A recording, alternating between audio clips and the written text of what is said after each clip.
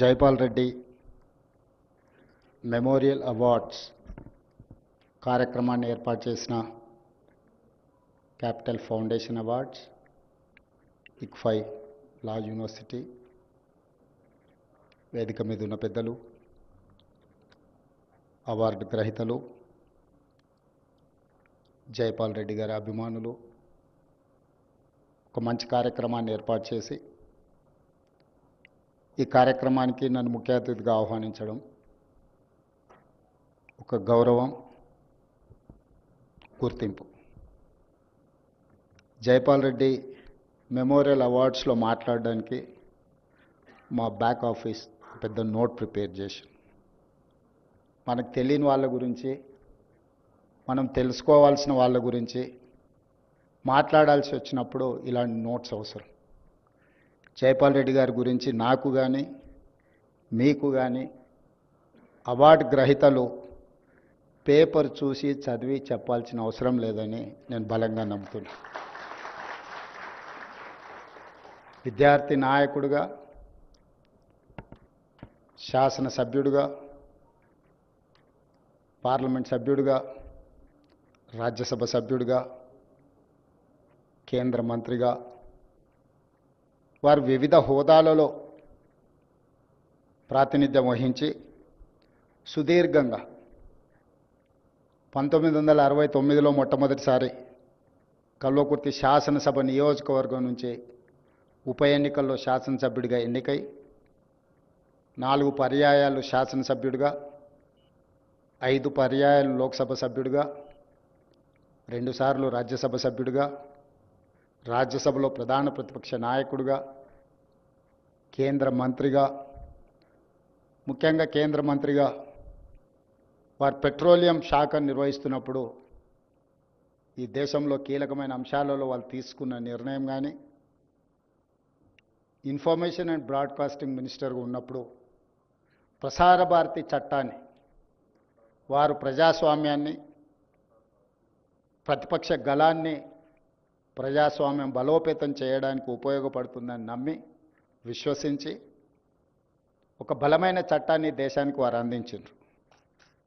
వారు ప్రజాస్వామ్యంలో ప్రతిపక్షానికి పాత్ర ఉన్నంతసేపే ప్రజా సమస్యలు పరిష్కారం అవుతాయని వారు విశ్వసించారు. కాబట్టి ఈరోజు ప్రసార భారతి చట్టం ఈ దేశానికి, ఈరోజు పత్రికలకు, ప్రసార సాధనాలకు, ప్రతిపక్షాలకు ఒక కీలకమైన పాత్ర పోషించే అవకాశాన్ని కల్పించింది. వారిని అటల్ బిహారీ వాజ్పేయి గారి నుంచి మొదలు పెడితే లాల్ కృష్ణ అద్వానీ, సుష్మా స్వరాజ్ గారు, పార్లమెంట్లో గొప్పగా రాణించిన వక్తల నుంచి మేధావుల వరకు వారిని ఎప్పుడూ రాజకీయ ప్రత్యర్థిగానో, సిద్ధాంత విభేదాలు మాత్రమే వారితో ఉండేవి. వ్యక్తిగతమైన వైరం ఎప్పుడూ జైపాల్ రెడ్డి గారికి దేశ రాజకీయాల్లో ఎప్పుడూ లేదు. వారు ప్రతిపక్షంలో ఉండి మాట్లాడిన ప్రసంగాలు, వారు విశ్లేషించిన విధానం ఈ రోజుకు పార్లమెంట్లో సెంట్రల్ హాల్లో సీనియర్స్ని కలిసినప్పుడు తెలుగు రాజకీయాల నుంచి, తెలంగాణ ప్రాంతం నుంచి ప్రాతినిధ్యం వహిస్తున్నాము అని తెలిసినప్పుడు ప్రొఫెసర్ సౌగత్ రాయ్ లాంటి సీనియర్ పార్లమెంటేరియన్స్ చాలా సందర్భాలలో సెంట్రల్ హాల్లో గుర్తు చేస్తూ ఉంటారు. బలమైన ముద్ర దేశ రాజకీయాలలో. మన రాష్ట్రంలో ఆనాడు ప్రతిపక్షంలో జైపాల్ రెడ్డి గారు ముద్ర వేసిండ్రు అని అంటే ఇది మన ప్రాంతం అనుకోవచ్చు. ఈ ప్రాంతం నుంచి 84లో మొదటిసారి పార్లమెంట్కి వెళ్ళినప్పుడు వారు దాదాపుగా 35 సంవత్సరాలు వెనుదిరిగి చూడకుండా దేశ రాజకీయాలలో వారు రాణించారు. 50 సంవత్సరాలు సరిగ్గా 69లో వారు ప్రజా జీవితంలో అడుగు పెడితే 2019 వారి చివరి శ్వాస వరకు ప్రజల పక్షాన ప్రజా సమస్యల్ని పరిష్కరించడానికి, ఈ దేశంలో ప్రజలకు ఉపయోగపడే విధి విధానాలను అమలు చేయడంలోనే వారు కృషి చేసిండ్రు. వారి దగ్గరికి ఎవరైనా ఏదైనా సమస్య మీద వస్తే, ఒక రేషన్ కార్డు కావాలనో లేకపోతే ఏదైనా చిన్న సమస్య మీద వచ్చినప్పుడు మేమందరం ఆ వచ్చిన వ్యక్తికి ఆ రేషన్ కార్డు ఇప్పించడం ఎలా అనే ఆలోచన చేస్తే, అసలు ఈ విధానాన్ని సరళీకృతం చేస్తే పేదలకు ఏ విధంగా మేలు జరుగుతుంది, అసలు పరిపాలనలో తీసుకురావాల్సిన మార్పుల గురించి జైపాల్ రెడ్డి గారు ఆలోచన చేసేది. కల్వకుర్తి ప్రాంతానికి ఈరోజు విద్యుత్తు అందరికీ అందుబాటులో వచ్చింది. కరెంట్ అనేది పెద్ద ఇష్యూ కాదు ఇప్పుడు. కానీ ఆనాడు వారు శాసనసభ్యుడిగా ఉన్నప్పుడు ఆ ప్రాంతానికి కల్వకుర్తి ప్రాంతంలో వందలాది గ్రామాలలో విద్యుత్తు లేనప్పుడు అక్కడి రైతులలో అక్కడి పేదల జీవితాలలో వెలుగు నింపాలి అనంటే అక్కడ అభివృద్ధి జరగాలి, వ్యవసాయంలో రాణించాలి అనంటే విద్యుత్ అవసరాన్ని మొట్టమొదట గుర్తించి ఆ రోజు వారు ఆ ప్రాంతాన్ని అత్యధిక అభివృద్ధి చెందడానికి అవసరమైన ప్రణాళికలను సిద్ధం చేసిండ్రు. అదేవిధంగా ఆ ప్రాంతంలో చదువుకున్న మిడ్ సెగ్మెంట్, ఈరోజు మనము ప్రొఫెషనల్స్ని చూస్తున్నాం, స్కిల్డ్, సెమీ స్కిల్డ్, అన్స్కిల్డ్. ఈ అన్స్కిల్డ్ సంబంధించిన ఆ రోజుల్లో రైతుల కుటుంబాల నుంచి వచ్చిన విద్యార్థులను, నిరుద్యోగ యువకులను వాళ్ళకున్న పరిజ్ఞానం మేరకు వివిధ డిపార్ట్మెంట్స్లో ఉద్యోగాలు ఇప్పించడం వల్ల ఈరోజు ఆ కల్వకుర్తి ప్రాంతంలో చాలా కుటుంబాలలో ఒక మార్పు వచ్చింది. ఇలాంటి మార్పుతో పాటు వారు గొప్పగా చట్టాలు, శాసనాలే కాదు గొప్ప వక్తగా రాణించడం వల్ల వారు ఉత్తమ పార్లమెంటేరియన్గా, he was an youngest parliamentarian, he has received best parliamentarian award from south. ఆ రోజుల్లో ఈ ప్రాంతానికే గౌరవం తీసుకొచ్చింది. ఈరోజు దేశ రాజకీయాలను గమనించినప్పుడు తెలంగాణ ప్రాంతం యొక్క పాత్రను మనం చూసినప్పుడు ఈ ప్రాంతం నుంచి గొప్పగా రాణించింది పివి నరసింహారావు గారు. పివి నరసింహారావు గారి తర్వాత ఆ స్థాయిలో గుర్తింపు, గౌరవాన్ని చట్టసభలలో తీసుకొచ్చింది జైపాల్ రెడ్డి గారు అని చెప్పి ఈ సందర్భంగా మనం అందరం గుర్తు చేసుకోవాలి. దేశ రాజకీయాల మీద చెరగని ముద్ర వేసిన Jaipal Reddy memorial awards receivers, I wanted to congratulate them. This is one of the rarest opportunity. Mohan Guruswamy గారికి ఈరోజు అవార్డు ఇవ్వడం, మొదటి award Mohan Guruswamy garu is academician, philosopher, economist. He has studied in Stanford University, Oxford University, actual Hyderabadi, real Hyderabadi, studied in Nizam College. అలాంటి మేధావులకు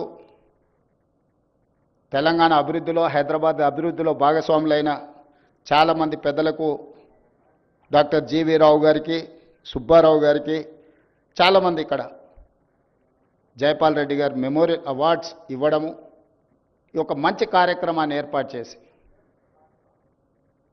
ఈ వేదిక ద్వారా మనం పంపించాల్సిన సందేశం, జైపాల్ రెడ్డి గారు బలంగా నమ్మిన సిద్ధాంతాన్ని మనం ఈరోజు అమలు చేయడానికి అవసరమైన విధానాలను రూపొందించడంలో మీ అందరి సహకారం అవసరం ఉన్నది.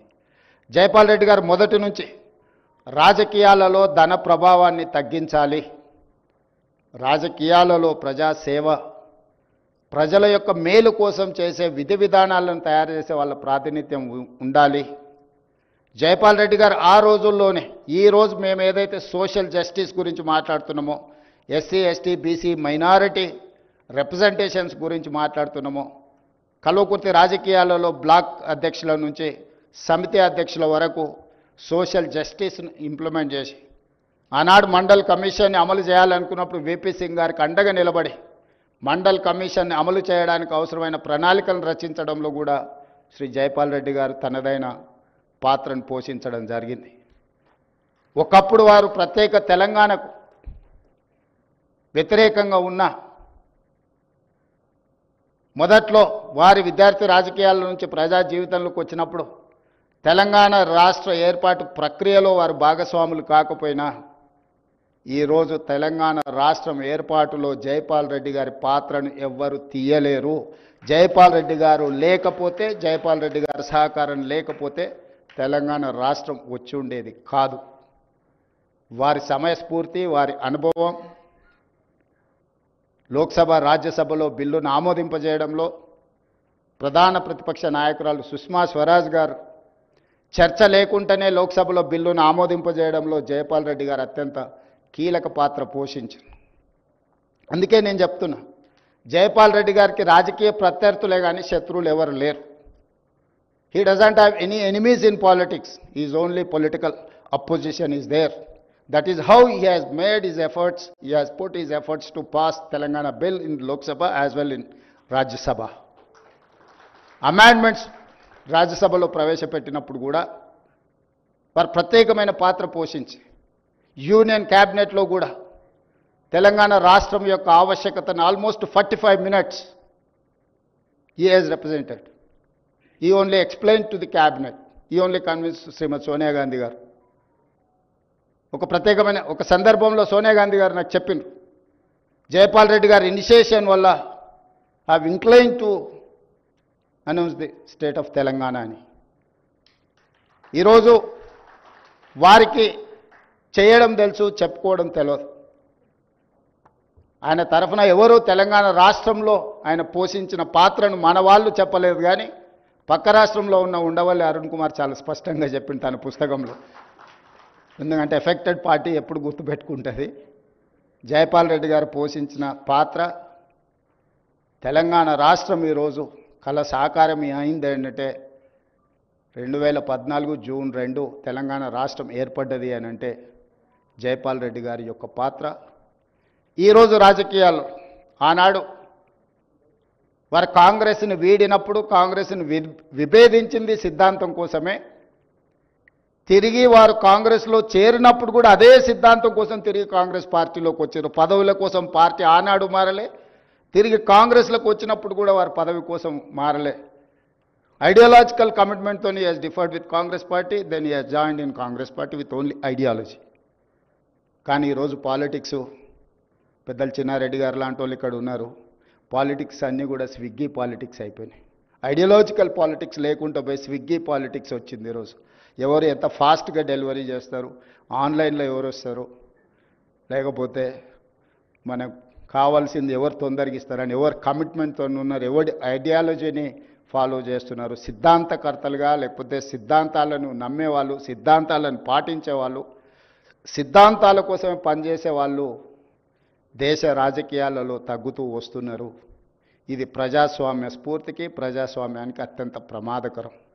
ఈ దేశం వేగంగా ప్రమాదం వైపు ప్రయాణం చేస్తుంది. ప్రజాస్వామిక విలువలు తగ్గి పొలిటికల్ మేనేజర్స్ ఎక్కువైపోయినరు, కార్యకర్తలు పోయినరు, వాలంటీర్స్ వచ్చిండ్రు. కార్యకర్తలు లేని రాజకీయాలు దేశ భవిష్యత్తుకు ప్రమాదకరంగా తయారవుతాయి. వాలంటీర్స్ వాళ్ళు ఎవరైనా, ఈవెంట్ మేనేజర్స్ ఎవరైనా, అవుట్సోర్సింగ్ ఎవరైనా, ఏ డ్రెస్ కావాలంటే ఆ సీజన్కి ఆ డ్రెస్ వేసుకొని ఆ పని చేసి వెళ్తారు. పాలిటిక్స్ కూడా ఈరోజు ఆ విధంగా మారుతున్న సందర్భం. యూనివర్సిటీ విద్యార్థి రాజకీయాలలో సిద్ధాంతపరమైన రాజకీయాలు రావాల్సిన అవసరం ఉంది. దేశ రాజకీయాలలో ధన ప్రభావాన్ని తగ్గించాల్సిన అవసరం ఉంది. వ్యక్తిగత వైరుధ్యం, వ్యక్తిగత శత్రుత్వానికంటే సిద్ధాంతపరమైన భిన్నాభిప్రాయాలకు స్థానం ఉండాల్సిన రాజకీయాలు అవసరం ఉన్నాయి. అందుకే మేము శాసనసభలో ఎక్కువ పని దినాలను పెంచుకుంటూ వస్తున్నాం. నేను ముఖ్యమంత్రి అయినప్పటి నుంచి ఇప్పటివరకు ఎవరిని సభ నుంచి సస్పెండ్ చేయాలి. వాళ్ళు చెప్పాల్చుకున్నది ఏదైనా చెప్పండి, మేము వినడానికి సిద్ధంగా ఉన్నామని. పార్లమెంట్ డెమోక్రసీని నేను సంపూర్ణంగా విశ్వసిస్తాను. వాళ్ళు చెప్పాలి, వాళ్ళ అభిప్రాయం చెప్తే విన్నప్పుడు సహేతుకమైన సూచన చేసినా సలహా చేసినా ప్రభుత్వం తీసుకున్న నిర్ణయాలను సవరించుకోవడంలో మాకు ఎలాంటి ఇబ్బంది లేదు. సవరించుకుంటే మెరుగైన పరిపాలన మేమే అందిస్తే అది తప్పకుండా మా గౌరవాన్ని పెంచుతుంది తప్ప మా గౌరవాన్ని తగ్గించదు. అసలు ఎదురు ఉండే వాళ్ళు మాట్లాడనే వద్దు, ప్రజలకు నిరసన తెలిపే అవకాశమే ఇవ్వద్దన్న విధానము ఏమాత్రము మంచిది కాదు. ఉద్యమం ద్వారానే తెలంగాణ సాధించడమని చెప్పుకున్న వాళ్ళు ప్రజలకు ధర్నా చేసుకోవడానికి ధర్నా చౌక్ ఉండాలన్న పరిమితమైన జ్ఞానంతో పనిచేస్తే బాగుంటుంది. నేను ముఖ్యమంత్రి అయిన ఎంబడే ధర్నా చౌక్ను ఓపెన్ చేయించి ఎవరు నిరసన తెలపాలనుకున్నా మీరు నిరసన తెలపండి, మీ సమస్యల్ని ప్రభుత్వం దృష్టికి తీసుకురండి, తప్పకుండా సహేతుకమైన సమస్య ఉంటే ప్రభుత్వం పరిష్కరిస్తుంది అని చెప్పి నిర్ణయం తీసుకున్నాం. డెఫినెట్గా జయపాల్ రెడ్డి గారు ఒక నిలువెత్తు శిఖరం తెలంగాణ రాజకీయాలలో, దేశ రాజకీయాలలో. పివి నరసింహారావు గారి స్ఫూర్తి, కీర్తిశేషులు జైపాల్ రెడ్డి గారి స్ఫూర్తి తెలంగాణ రాజకీయాలలో ఉండాలి. విధానపరమైన నిర్ణయాలు, అభివృద్ధి కార్యక్రమాలు, సంక్షేమ పథకాలను బ్యాలెన్స్ చేసుకుంటూ తెలంగాణ రాష్ట్ర ప్రభుత్వాన్ని నడిపిస్తాం. మరొక్కసారి జైపాల్ రెడ్డి మెమోరియల్ అవార్డ్స్ మొదటిసారి తీసుకుంటున్న అందరికీ మనస్ఫూర్తిగా అభినందనలు తెలియజేస్తూ సెలవు తీసుకుంటున్నాను. ధన్యవాదాలు.